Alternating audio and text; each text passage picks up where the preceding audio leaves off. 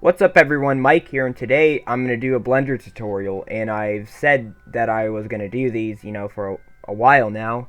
And so so today I'm going to teach y'all something pretty interesting. So, most of you've seen maybe fancy models on, Twitter or YouTube or Discord that have like moving ink materials, and you're like, hey, I wonder how they do that. And then you ask the guy who made it, and he doesn't really tell you anything.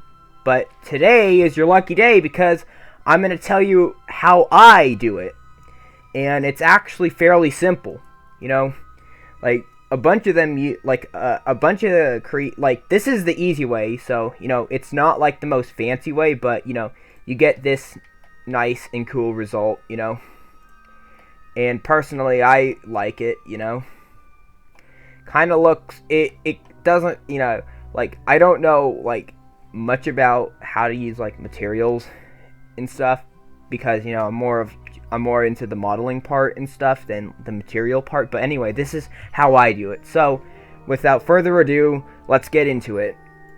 So, here, let me hide this and get a new object. So, got the whole materials and stuff, like the whole base material set up. So anyway, let's go to shading. Now, first thing you gotta do is you gotta change the base color to black. And then you gotta change the roughness all the way down to 0. And now, the next part is you have to click Shift A and type in bump. Now, this is basically what, creates the waves and whatnot. So you gotta connect normal to normal. Then you gotta click Musgrave texture, and then connect height to height. Now you see you have this bumpy, wavy stuff going on, and it's a little bit too much. So I would turn this down all the way to maybe 83. I guess is enough for now. Anyway, here I like to, and then I go, most people would do this last, but I like to do it first, so everything's done. So the scale, I like to change it to negative 0.600. No, not that. Negative 0.600, which is good. Might bring this for strength up a little bit, but this kind of gives it, makes it look more watery. Then the detail, I like to bring it up to 5, and the dimension maybe 1.3. That's what I usually do. Anyway, the next thing you got to do, which is the most important thing, is you got to get the mapping node out. So Shift A and click and type in mapping, and then you get this mapping. Now this is important. This is what actually gets the texture to move.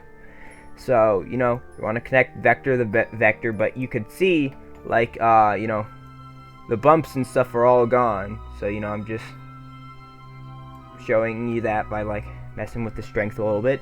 Now, I'm not good with names, so I'm just gonna go look back at the old material, which is this.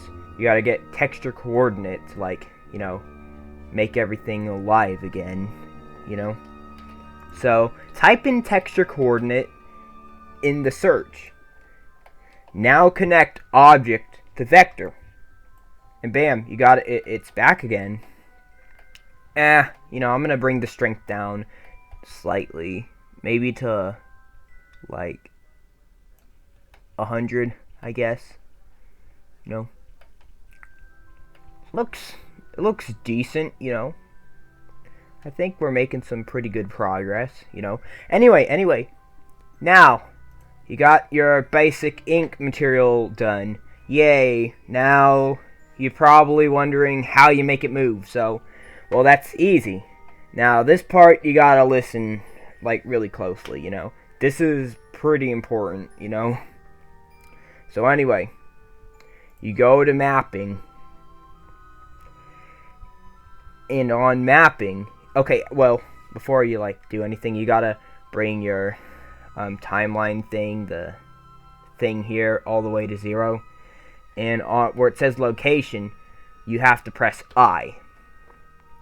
Then you bring this all the way to where your where the timer ends. So that, for me, that's 250. Anyway, you know, you want to change these to different numbers. So the top one should be 5. I'm guessing the bottom one should be -5, and then this one should just be, 5. And then you press I again. Now, as you can see, now let's play it.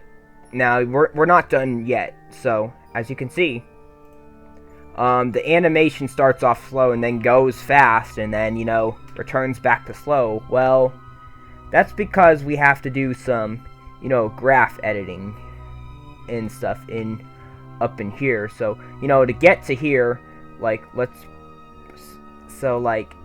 anyway, so, to get to this, what you have to do is, you gotta, up here, you gotta, click the graph editor. So, anyway. And, for some of you, it may not show up. Well, that's because you have to click mapping in order for it to show up. Oh, that accidentally minimized it. So, anyway. What I do is I like to, you gotta select everything, go up to key, and now this is important. This is what makes it move constantly. Go up to key, go to interpolation mode, and click linear.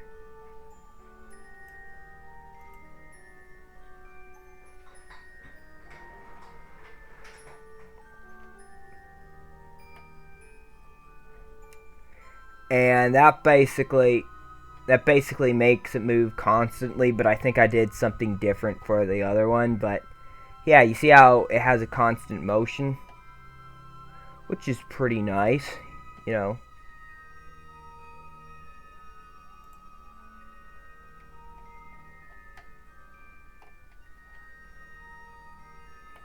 So yeah, that's kind of how you make it.